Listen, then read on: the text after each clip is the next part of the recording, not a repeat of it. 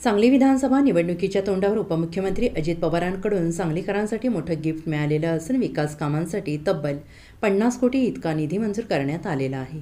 राष्ट्रवादी काँग्रेसच्या अजित पवार गटाचे नेते इंद्रिस नायकवाडी, माजी महापौर दिग्विजय सूर्यवंशी, माजी नगरसेवक विष्णू माने, जमील बागवान, अत्तर नायकवाडी यांनी पत्रकार परिषदेत ही माहिती दिली।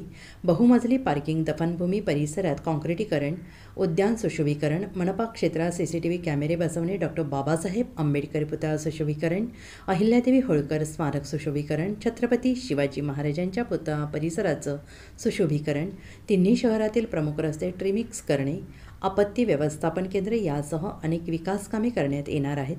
15 ऑगस्टपूर्वी उपमुख्यमंत्री अजित पवार यांच्या हस्ते कामाचे उद्घाटन करण्यात येईल असे सूर्यवंशी यांनी सांगितलं आहे।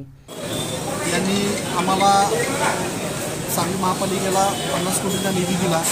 त्या निधीमध्ये आपण मागणी पूर्वी केली होती, अजितदादांनी जाहीर केलं होतं, त्या पद्धतीने आम्हाला निधी आलेला आहे। यामध्ये बसवेश्वर महाराजांचा पुतळा सुशोभीकरण असू दे, त्याचबरोबर डॉक्टर बाबासाहेब आंबेडकरांचा पुतळा सुशोभीकरण असू दे, होळकर स्मारक असू दे, त्याचबरोबर मुस्लिम समाजासाठी आपल्याला सांस्कृतिक हॉल आम्ही त्यामध्ये धरलं आहे आणि सांगली कोपार महापालिकेच्या सुरक्षेसाठी आपण 2 कोटीचा CCTVचे कॅमेरे धरलेले आहेत। त्याचबरोबर इंटरनॅशनल स्केटिंग ट्रॅक हे करण्यासाठी 1.5 कोटी रुपये तरतूद केलेली आहे। त्याचबरोबर इथले जे रस्ते खराब होत आहेत त्यासाठी ट्रिमिक्स पद्धतीचे रस्तेही आपण याच्यामध्ये धरलेले आहेत। बागा आहे सुशोभीकरणासाठी, त्यासाठी 2 कोटीची तरतूद केलेली आहे।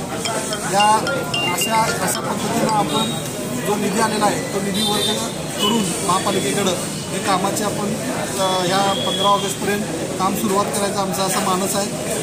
Bureau report SBN Marathi, Sangli.